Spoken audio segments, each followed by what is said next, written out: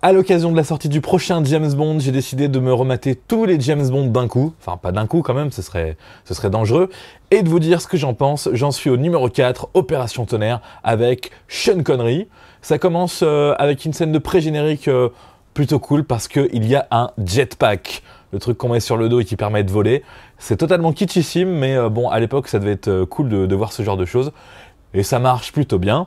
Ensuite, on part sur le générique. Le générique est cool, mais en le regardant, on se dit ça va se passer dans l'eau cette affaire.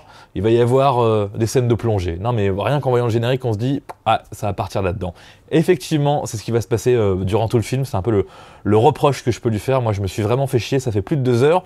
Bon, ce qui est cool, c'est qu'il y a la première James Bond girl française, Christine Auger. J'ai un petit doute, j'ai pris des notes quand même. Claudine Auger, voilà, c'est pas la meuf la plus connue. En gros, on doit être le deuxième marché après les anglo-saxons pour James Bond, donc on nous met des James Bond girls françaises très souvent. Bon bah on va pas se plaindre, hein, c'est plutôt cool. Au début, on a le droit à cette scène kitschissime de notre ami le Spectre, le méchant, dont on voit pas la tête, avec son chat. Et là, une fois de plus, il y a numéro 2, il y a numéro 3, il y a numéro 4, ça va même, je crois, jusqu'à numéro 10. Et là, attention, carrément, le mec qui fait pas bien son taf, on appuie sur un bouton, et là, c'est fini. Je suis intimement persuadé que l'un de vous est nettement coupable de détournement. Le Spectre est une confrérie qui a fait ses preuves et dont la force repose sur l'intégrité absolue de ses membres. Le coupable m'est connu, et je me suis décidé à appliquer le châtiment approprié.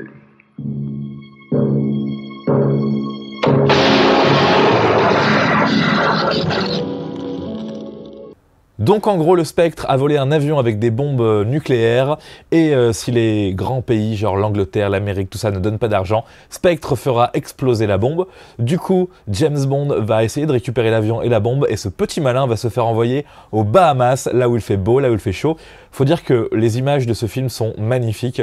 Voilà, c'est très très bien filmé. C'est pour ça qu'il y a beaucoup de gens qui disent que c'est un bon James Bond. Je suis pas d'accord. Je me suis ennuyé parce que voilà, c'est que des scènes de plongée non-stop. Faut aimer la plongée, faut aimer voir Sean Connery en short de plongée, sinon on se fait vraiment chier. Heureusement, il y a quand même une scène dans le film qui est cultissime, qui est géniale. James Bond est en train de danser avec une méchante qui l'a un petit peu coincé et qui veut le tuer.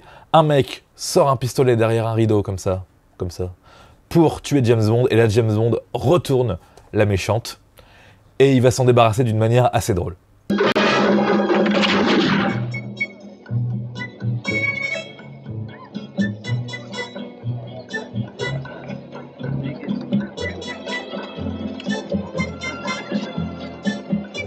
Permettez que ma petite amie se repose un instant. Cette danse l'a tuée. Voilà, vous avez vu le meilleur moment du film. Ça va se terminer par une scène qui, quand même, est mythique parce que voilà, c'est une scène de guerre sous-marine avec des mecs qui ont des harpons. Et il paraît que pour l'époque, c'était très très dur à tourner sous l'eau comme ça. Donc c'est pour ça qu'on peut dire bravo quand même pour cette scène qui dure hyper longtemps. Je me suis encore plus ennuyé sur cette scène de fin.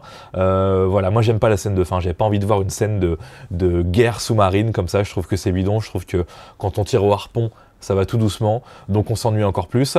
Opération Tonnerre, pour l'instant, c'est le James Bond le plus chiant. J'attends le numéro 5 avec impatience. Enfin, quand je dis j'attends, je peux le regarder tout de suite, en fait, et c'est ce que je vais faire.